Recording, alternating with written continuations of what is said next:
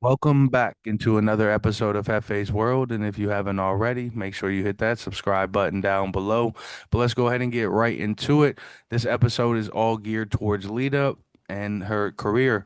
So here we go. Back in 1997, she would travel all the way to Mexico after watching Rey Mysterio Jr. on her television screen. That's who got her inspired. She would go on to Mexico to learn and train. She would return to the United States and, of course, go to the independent scene, having her first debut January 9th of 1999. After about 6 months with ECW, she was signed to the WWF, debuting as a part of the Godfather's Ho Train, July 5th, 1999. And if you guys know anything about gimmicks and stuff in WWE, she's obviously come a long way since being in line in that Ho Train. She would go on after that to be paired with a guy named Essa Royce, um, who would eventually turn on her, power bombing her, leading to the Hardy Boys coming out, making the save, and culminating Team Extreme, everybody's favorite from back in the 2000s. Lita would go on to win her first championship gold during this run as well, also getting various amount of injuries between 2000 and 2006.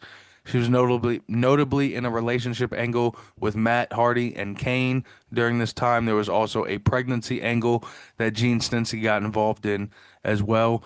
Lita towards the end got hurt again, um, and then this would eventually lead to her retiring from the WWE for the first time.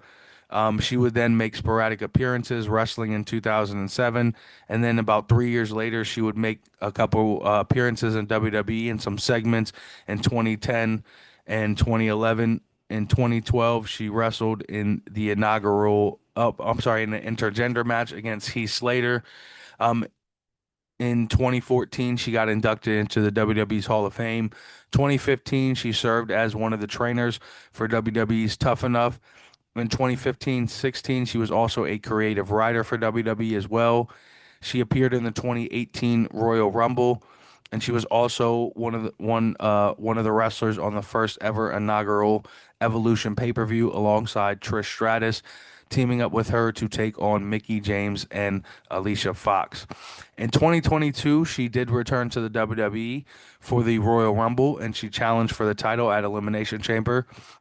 She did make a comeback about a year later in 2023 to help Becky, won the tag team titles, and then she was attacked by none other than Trish Stratus, and we have not seen from her again. Will we see her back at for the Evolution 2 pay-per-view? Hmm. In her time in WWE in 2009, she won the Divas Woman of the Decade Award, Pro Wrestlers Woman of the Year in 2001.